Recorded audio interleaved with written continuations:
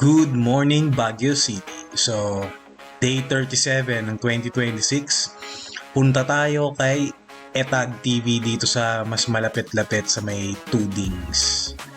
So, maglalakad muna tayo at samahan nyo ako. Ito nga pala yung Lawakan Airport. So, napakagandang dumaan dito.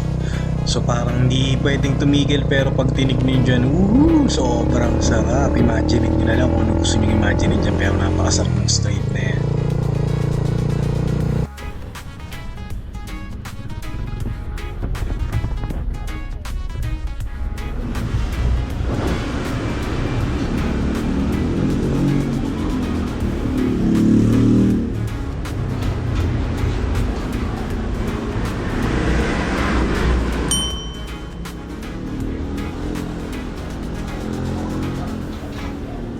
Yes, sir. Hey kuya, kuya pa-order ng stir fry yung walang rice, take out.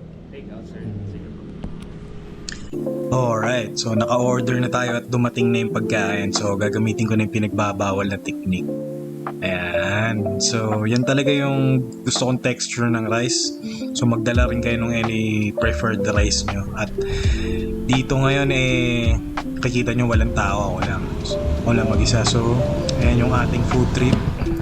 And I'll introduce kung paano natin i-enjoy yung pagkain. Hindi kailangan ng pag may ipopromote ka, kainin mo ng mabilis, babayaran mo yung tao. Huwag ganon mga bro. So ibahin naman natin. This time, papakita ko sa inyo yung light mukbang. So eto, nagahang pa yung laptop. Kaya pinabilis ko ng konti. So ngayon, sana nakuha nung recording yun. Okay ba yung turbo? Loko to so mapu-format ka ng hindi oras. Anyways, yan. Ito yung pagkain chill lang. Enjoy nyo lang yung kada subo. So dito sa video na to, yan, chill ako kumain, di ba? Actually, parang 4 minutes yung video ng naka-timelapse. Pero kung sa mabilis yan, abay talaga naman. So ayan, nakikita nyo enjoy. So di ba, hindi natin kailangan bilisan kumain. Paano mo matitikman ng maayos yung isang food kung hindi mo papagana kumain? Even nung mga bata kami, sometimes mabilis kumain, pero mas matagal talaga yung enjoy.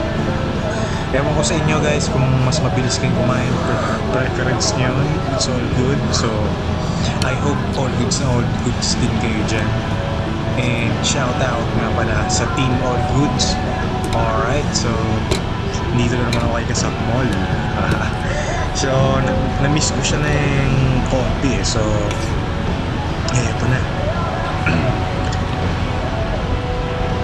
Tumahimik Anyways, cut muna natin dito. Ito na ulit. Ayan, mas mabilis na.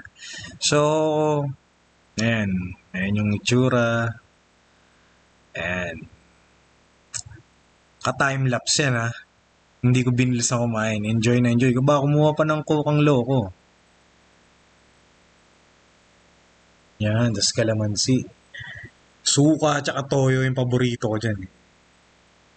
So, itong food adventure ko nito hanggang few hours yung pagdigahay ko, lasang blood sausage pa rin, pero it's all good. So hindi ako naumay, so kaya ko siyang kainin sa isang araw ulit.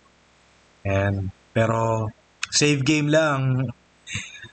Salamat sa inyong pakikinig mga Ultra Family. So hanggang dito na lang muna, and enjoy nyo rin yung food trip nyo ng mabagal.